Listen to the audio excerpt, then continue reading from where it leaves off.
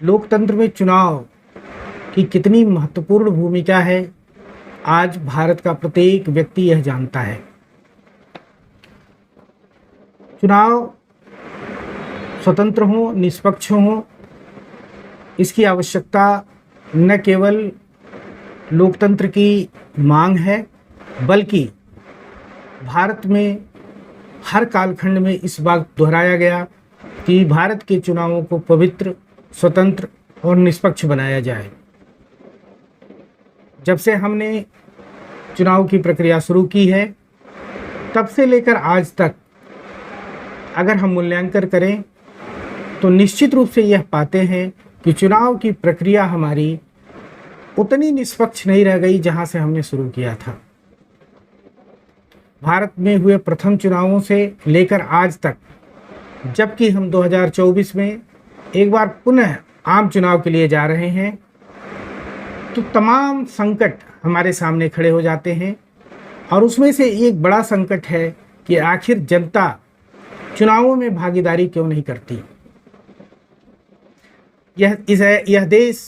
इस देश की लोकतांत्रिक जनता आखिर यदि चुनावों में भागीदारी ही नहीं करेगी तो चुनाव के होने का क्या मतलब होगा, और फिर हमारे प्रातिनिधिक लोकतंत्र का क्या होगा। हम यह देख रहे हैं कि चुनावों में जनता की भागीदारी निरंतर गिरती जा रही है। गिरती भागीदारी का ये स्तर निश्चित रूप से चिंतनीय है, और इस चिंता का निदान किए बगैर भारत का लोकतंत्र और लोकतंत्र के स्तंभ मजबूत नहीं होंगे। अब ये सवाल उठता है कि सरकारी प्रयास बहुत हुए, सरकार ने चुनाव को निष्पक्ष स्वतंत्र बनाने का बड़ा प्रयास किया, सरकार ने चुनाव में लोगों की भागीदारी सुनिश्चित करने के लिए तमाम बृहद स्तर की योजनाएं चलाई, टीवी पे विज्ञापन दिए, चुनाव आयोग बाकायदा इसके लिए एक अभियान चलाता है, वोटर लिस्ट को लगातार अपडेट करता रहता है। लेकिन लोगों में जागरूकता की कमी पाई जा रही है। ऐसे समय में जबकि social media, main stream media सब मिलकर के मतदान को अपना प्रथम धर्म बताते हुए लोगों से अपील करते हैं कि आप आइए और मतदान करिए, फिर भी मतदान का प्रतिशत गिरता रहता है। यह जनता की उपेक्षा है, यह जनता का आत्मघाती कदम। मैं बार बार कहता हूं कि चुनावों के लिए सरकारी मशीनरी तैयार है, सरकारें तैयार हैं, राजनीतिक दल तैयार हैं, दलों के कार्यकर्ता तैयार हैं, यहाँ तक कि प्रत्याशी जिन्हें चुनाव लड़ना है वो भी तैयार हैं, और वह इस जुगत में लगे रहते हैं कि किसी भी दल से टिकट मिल जाए और वो चुनाव जीत जाए।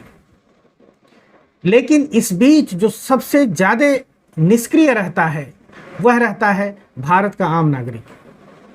भारत का आम नागरिक आखिर चुनाव से इतना दूर क्यों भाग रहा है, तब जबकि वह बहुत अच्छी तरह जानता है कि जो सरकार में होगा उसके द्वारा चलाई गई नीतियों से ही उसका और उसके बच्चों का भविष्य निर्धारित होगा। फिर इस उपेक्षा का कारण क्या, इस कदम का क्या अर्थ लिया जाए और इसका परिणाम क्या होगा। इसीलिए हमारी चुनाव को लेकर के यह जो श्रृंखला है, इस भाग में हम यह सोचने का कोशिश करेंगे, समझने की कोशिश करेंगे कि आखिर हमारी अपनी तैयारी क्या हो, हमारी भागीदारी कैसे हो। देश में चुनावों की जो दशा है वो बहुत ही खराब है। खराबी के तमाम कारण हो सकते हैं, जैसे राजनीति का अपराधीकरण इसमें एक बहुत बड़ा कारण है। राजनीति में, चुनावी राजनीति में धन बल का प्रयोग इतना अधिक बढ़ गया कि सामान्य व्यक्ति अब निर्वाचन की प्रक्रिया में भाग लेने की सोच भी नहीं सकता। इस पर नियंत्रण रखने के लिए, इसको कम करने के लिए सरकारों ने बहुत प्रयास किया, लेकिन वह फलीभूत होता नहीं दिखाई देता। ऐसा क्यों? तो इसका एकमात्र जवाब दिखाई देता है कि जनता की भागीदारी कम हो रही है। जनता अपनी भागीदारी क्यों न बढ़ाए? आपको ये मानना पड़ेगा कि चुनाव आपका है। उत्तर प्रदेश और बिहार जो कि राजनैतिक दृष्टि से बहुत ही संवेदनशील राज्य हैं और देश की राजनीति को निर्धारित करने में इनकी बहुत भूमिका होती है। हमें याद है कि जब हम बचपन में हुआ करते थे तो जब भी चुनाव आते थे, विशेषकर आम चुनाव जिसे लोकसभा का चुनाव कहा जाता है, जो अगले वर्ष होना भी है, तो वहाँ पर एक सामान्य गीत गाया जाता था, आइल बहार चला हो सखी वोट मारे। वोट देना हमारे लिए कितना आवश्यक था, उसको उत्सव की तरह हम लेते थे, छुट्टी का दिन नहीं मानते थे। चुनाव के प्रति हमारी संवेदनशीलता, हमारी सजगता ही ये तय करती है कि हम अपने भविष्य को लेकर के कितने आशान्वित हैं, सुरक्षित हैं और कितने सजग हैं।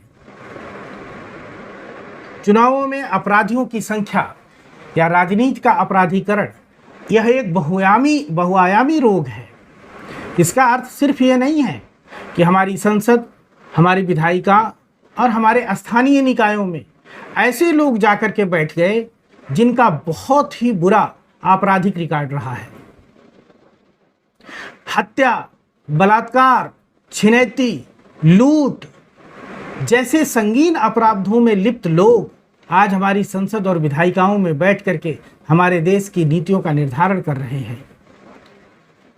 यद्यपि इसमें पूरी तरीके से जनता को जिम्मेदार नहीं ठहराया जा सकता, लेकिन यदि जनता ने मन बनाया होता तो ऐसे अपराधियों को, ऐसे निकृष्ट व्यक्तियों को भारत की संसद को अपमानित करने का मौका नहीं मिल पाया होता, कलंकित करने का मौका नहीं मिल पाया होता। हम तैयारी नहीं करते। जिस प्रकार हम अपने बच्चे के किसी स्कूल में प्रवेश के लिए आवेदन पत्र लिखते हैं, अपनी नौकरी के लिए आवेदन पत्र लिखते हैं, उसी प्रकार हम भारत के नागरिक अपनी चुनाव प्रक्रिया में सुधार के लिए राजनीतिक दलों को पत्र लिखते हैं कि आप अपराधियों को टिकट ना दें। हम चुनाव आयोग को लिख सकते हैं कि जिनके आपराधिक रिकॉर्ड हों, उनके मुकदमे लंबित भले हों, लेकिन अगर संगीन अपराध लगे हुए तो ऐसे कानून बनाए जाएं कि वो चुनाव की प्रक्रिया में हिस्सेदारी न कर पाएँ, धन बल का बहुत प्रयोग न हो पाए। सरकार ने कानून बनाए हैं, इस पर तमाम कानून हैं, उन कानूनों की चर्चा अलग से हो सकती है, लेकिन अभी जो मुख्य सवाल है वो ये है कि हमारी अर्थात आम नागरिक की तैयारी क्या है चुनाव को लेकर के। और हमारी तैयारी, सबसे पहली तैयारी होनी चाहिए कि हम 100% मतदान में भागीदारी करें और अपने वोट का प्रयोग, अपने मत का प्रयोग मुक्त निष्पक्ष ढंग से करें। हमने देखा है जिन चुनावों में धन बल का प्रयोग होता है, बाहुबल का प्रयोग होता है, भय अथवा लालच में आकर के जनता जब वोट करने निकलती है तो मतदान का प्रतिशत बढ़ जाता है। जहां पर प्रत्याशी धन बल और बाहुबल का प्रयोग करता है वहां पर भी मतदान का प्रतिशत बढ़ता है, लेकिन जहां पर प्रत्याशी की आर्थिक स्थिति थोड़ी खराब होती है वहां पर मतदान का प्रतिशत बिल्कुल कम होता है। तो क्या हमको और आपको केवल धन और बाहुबल ही प्रेरित कर सकता है कि हम अपने चुनाव में भागीदारी करें? ये प्रेरणा धन बल और बाहुबल का जो ये प्रेरणा है वो हमारे लिए खतरनाक है। चुनावों में हमें निष्पक्ष होकर के मतदान करना चाहिए और अपनी भागीदारी पूरी तरीके से बढ़ानी चाहिए। अगर हमने भागीदारी नहीं बढ़ाई तो लोकतंत्र और हमारी संस्थाएं, हमारी संसद अपराधियों से भर जाएगी, ऐसे लोगों से भर जाएगी जो कानून के खिलाफ काम करते आए हैं और उनको ये अधिकार मिल जाएगा कि वो कानून में आवश्यक संशोधन कर दें।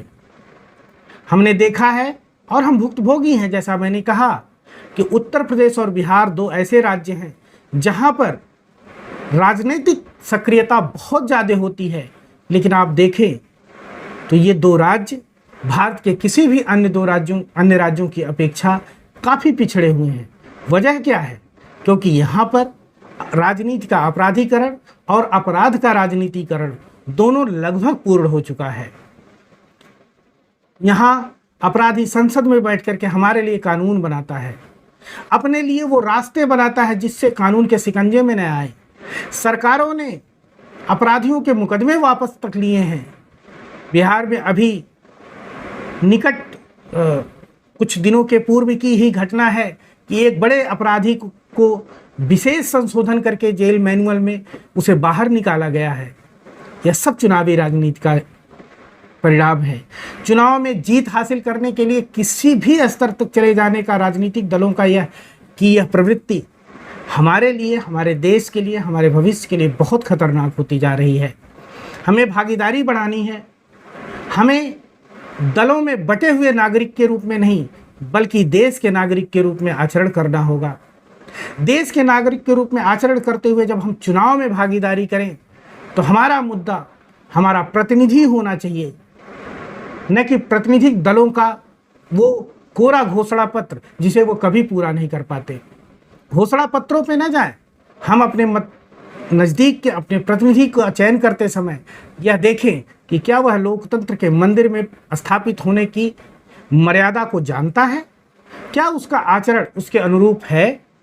अगर ऐसा हम भागीदारी करेंगे और जान पाएंगे, उस पर दबाव बना पाएंगे, तो निश्चित रूप से 1947 की मिली आज़ादी और उससे प्राप्त हमारा संविधान और संविधान से प्राप्त लोकतंत्र में निहित हमारी शक्ति का हम सदुपयोग कर पाएंगे और अपने देश के लिए एक स्वस्थ और सुंदर लोकतांत्रिक संवैधानिक प्रणाली का विकास कर पाएंगे, जिसमें दुर्भाग्य से अब तक हम असफल रहे हैं।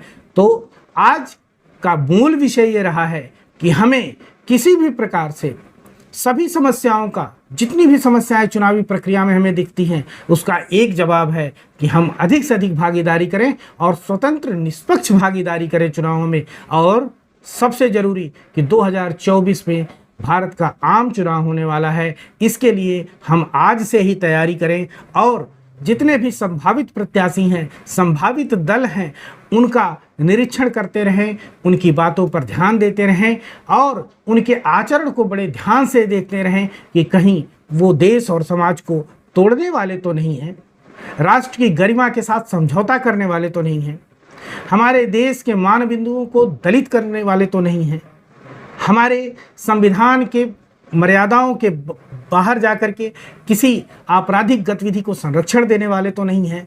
आज से ही जब हम देखेंगे तब हम ये तय कर पाएंगे कि हमें किस व्यक्ति के साथ जाना है और किस वक्त को अपना प्रतिनिधि चुन करके भारत के संसद में स्थापित करना है और स्थापित करके उससे हमें अपेक्षा करना है कि वो हमारे बच्चों के लिए, हमारे देश के लिए एक बेहतरीन निष्पक्ष और कानून का राज स्थापित करने के लिए अच्छे कानून का निर्माता बन सकेगा, विधायक बन सकेगा।